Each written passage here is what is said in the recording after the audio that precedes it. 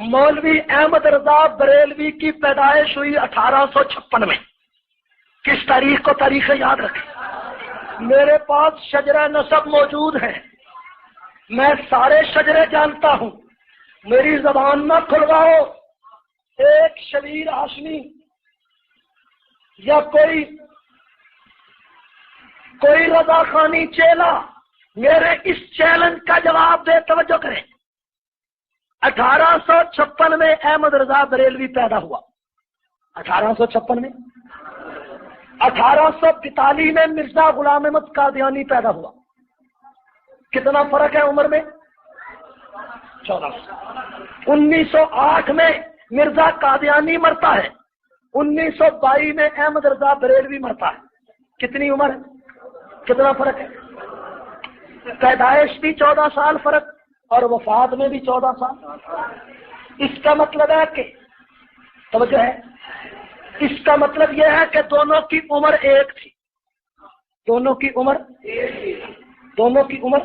تھی. میں جب رضا خانیوں سے کہتا ہوں جناب 1857 کی جنگ آزادی میں علماء لدھیانہ، علماء اہل حدیث، علماء نانوتا، علماء فرنگی محل، انہوں نے 1857 کی جنگ آزادی میں انگریز کا مقابلہ کیا. اس وقت مولوی احمد رضا بریلوی کہاں تھے؟ سیدھی بات ہے نا. کہتے ہیں جناب وہ تو 1 سال کے تھے. 1856 میں پیدا ہوئے تو 1857 میں تو 1 سال کے تھے. میں نے کہا بالکل ٹھیک ہے، وہ تو 1 سال کے تھے. ان کے ابا جی کہاں تھے؟ ان کے ابا جی بھی مولوی تھے. مولوی احمد رضا کے باپ کا نام تھا مولوی نقی علی، دادے کا نام تھا مولوی کاظم علی، پردادے کا نام تھا مولوی تقی علی. یہ علیحدہ بات ہے کہ یہ نام سنیوں والے ہیں کہ شیعہ والے ہیں.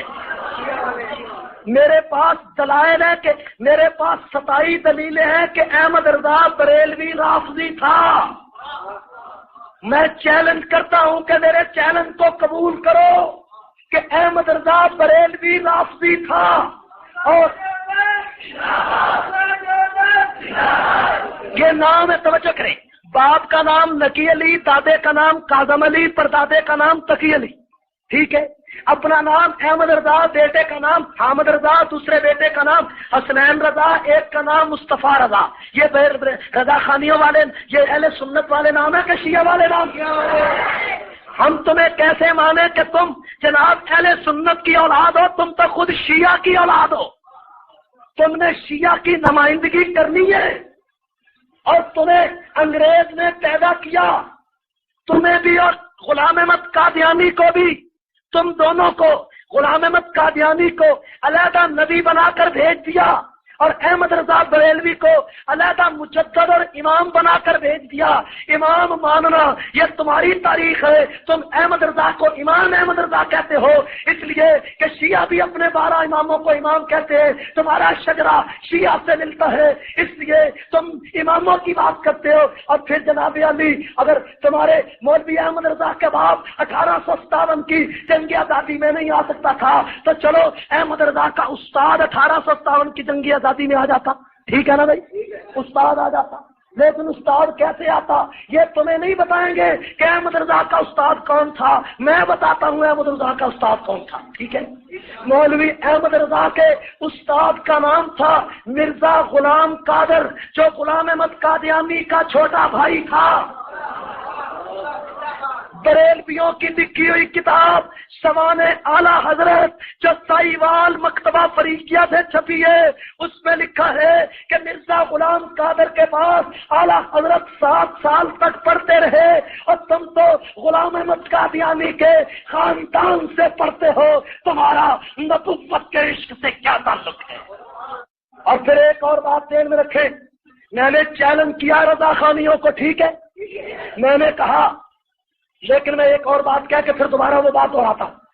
مولوی احمد رضا بریلوی سن 1878 میں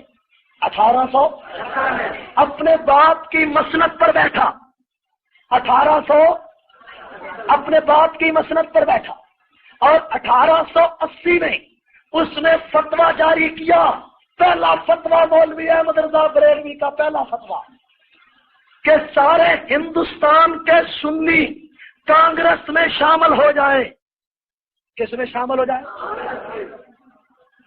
احمد رضا بریلوی نے فتویٰ دیا کہ سارے سنی کہاں شامل ہو جائیں؟ کیوں کہ کانگریس نئی جماعت بنی تھی اور ایک انگریز لارڈ لکھنتو وہ کانگریس کا بانی تھا، اس نے کانگریس بنائی تھی ہندو اور مسلمانوں کو مل کر انگریز سے تعاون کرانے کے لیے کانگریس ملی تھی۔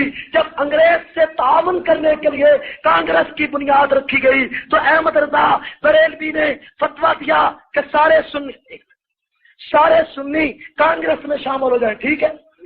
اور جس وقت 1920 میں مولانا ابوالکلام آزاد کانگریس کے صدر قرار پائے اور انہوں نے فتویٰ جاری کیا، انہوں نے اعلان کیا کہ خلافت عثمانیہ کے مسئلے پر انگریز نے ہم سے تعاون نہیں کیا، اس لیے آج کے بعد کانگریس انگریز کے خلاف بغاوت کرے گی، انگریز کی مخالفت کرے گی۔ تو 1921 میں احمد رضا بریلوی نے فتویٰ جاری کیا کہ آج کے بعد جو سنی کانگریس میں شامل رہے گا اس کا نکاح ٹوٹ جائے گا۔ جب کانگریس انگریز کی حمایت کے لیے بنی تو شامل ہونے کا مشورہ دیا، جب انگریز کی مخالفت کی تو نکل جانے کا مشورہ دیا۔ یہی وجہ ہے کہ انگریز کا سب سے بڑا ہندوستان میں ایجنٹ غلام احمد قادیانی اور احمد رضا بریلوی تھا۔ اگر تم بعد میں آئے تو میں جنگ کے لوگوں میں وہ بیان شائع کراؤں گا جو 1936 میں مولوی احمد رضا بریلوی کے لڑکے مصطفیٰ رضا کا بیان ہے، جس میں حامد رضا کا بیان ہے۔ اس حامد رضا احمد رضا کے لڑکے نے انگریز کے لیے کے نام اپیل شائع کی ہے، ملکہ کے نام، ملکہ وکٹوریہ کے نام اپیل شائع کی کہ میرا باپ وفاداری میں کم، میرا باپ تمہارا بڑا وفادار تھا، میں بھی وفاداری میں کم نہیں ہوں، اس لیے میرا بھی وظیفہ بڑھایا جائے۔ وہ فتویٰ آزادی اخبار 1936 دلی سے وہ بیان شائع ہوا اور اس بیان سے معلوم ہوتا ہے احمد رضا بھی انگریز کا ایجنٹ تھا، اس کی اولاد بھی انگریز کی ایجنٹ تھی، ٹھیک ہے۔ اور ربنسن ایک انگریز ہے، مورخ ہے برطانیہ کی، انڈیا آفس لائبریری میں اس کی کتاب موجود ہے کہ انگریز ہندوستان میں ہمارے دو آدمی تھے، ایک احمد رضا بریلوی اور ایک غلام احمد قادیانی، ٹھیک۔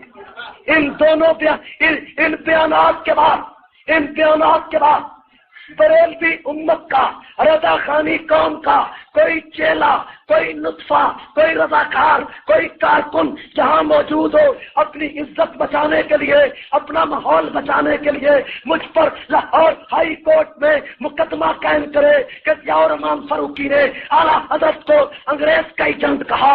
ہائی کورٹ میں انگریزی کی کتابیں لا کر اگر احمد رضا کو میں انگریز کا ایجنٹ ثابت نہ کروں، میری سزا گولی ہے، میری سزا موت ہے، میری سزا جو تجویز کرو مجھے منظور ہے، لیکن نہ خنجر اٹھے گا نہ تلوار ان سے، یہ بادو میرے آزمائے ہوئے ہیں۔ میں نے پنڈی میں چیلنج دیا لیکن آج تک کوئی حلالی بیٹا وہاں سے پیدا نہیں ہوا، اور نہ جنگ کی سرزمین پر ایسا کوئی رضا خانیوں کا حلالی بیٹا موجود ہے۔ اور پھونکتے اس عطا اللہ شاہ کو ہو جس نے 11 سال انگریز کی جیل کاٹی۔